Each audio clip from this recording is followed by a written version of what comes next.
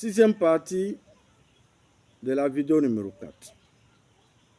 Mesdames et messieurs, après avoir proposé le type de critères de choix du président de la CEI, nous allons passer à notre deuxième point de proposition faite, à savoir la proposition technique sur le choix des membres du cabinet du président de la CEI en corrélation avec les directions techniques. Proposition technique sur le choix des membres du cabinet du président de la CEI. Deuxième chapitre. Ceci dit, en notre qualité d'expert en planification et organisation industrielle et d'entreprise, nous vous proposons un type d'organisation parmi tant d'autres qu'un président de la CEI qui voudrait atteindre les objectifs selon les aspirations de son peuple devra avoir, surtout quand il a autre domaine de compétences.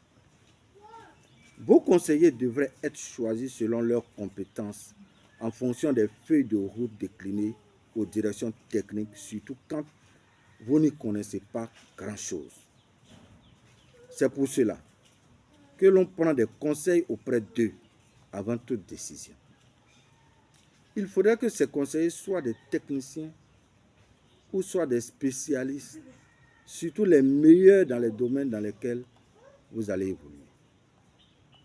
Par exemple, si vous avez devant vous un dossier médical en tant que ministre de la Santé et que vous êtes un ingénieur en bâtiment, vous aurez besoin de l'avis d'un spécialiste, le meilleur dans le domaine, comme un professeur agrégé en médecine, par exemple. Ce n'est pas extraordinaire, c'est logique. Par analogie, au cas de la CEI, nous pensons que ce type de cabinet que nous proposons conviendrait bien à un président de la CEI en l'état actuel des choses afin de bien faire son travail après, évidemment, une restructuration profonde de celle-ci. Mesdames et messieurs, chers compatriotes, nous appelons donc votre bienveillance, de bien vouloir nous excuser de vous envoyer dans le volet purement technique et professionnel de la CEI, tout en étant conscient que nombreux d'entre vous ne comprendront pas grand-chose en la matière. C'est juste pour vous montrer le niveau de technicité, de professionnalisme et de savoir-faire qu'exige cette institution. La CEI n'est pas comparable aux autres administrations publiques. De ce fait, sa gestion ne peut se faire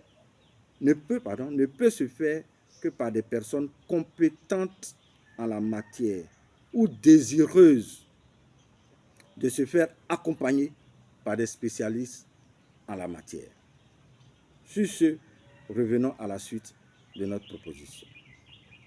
Ce président sélectionné devra choisir ses plus proches collaborateurs selon cette proposition de critères ci-dessous mentionnés. Attention, les titres sont à votre appréciation. Ce sont les responsabilités attribuées à chaque personnalité qui importent. Il vous faudra choisir un conseiller spécial chargé des études de projet et du système électoral. Cette personne devra être une experte en études et gestion de projet. Elle va assister le président de la CEI et le comité scientifique qui sera créé pour l'occasion à mettre en place les modes opératoires du nouveau système électoral. Ce nouveau système électoral aura pour mission l'organisation des élections transparentes, indépendantes, équitables à tous, impartiales et crédibles, quel que soit le type de structuration et d'organisation choisi ou imposé. Des modes opératoires qui comporteront le volet sensibilisation, contrôle, correction et répression, soutenu par un manuel de procédure pour faciliter son application dans une option d'efficacité optimale. Des propositions de modification des modes opératoires sont faites dans notre document de restructuration du secrétariat général déposé au cabinet de l'actuel président de la CEI.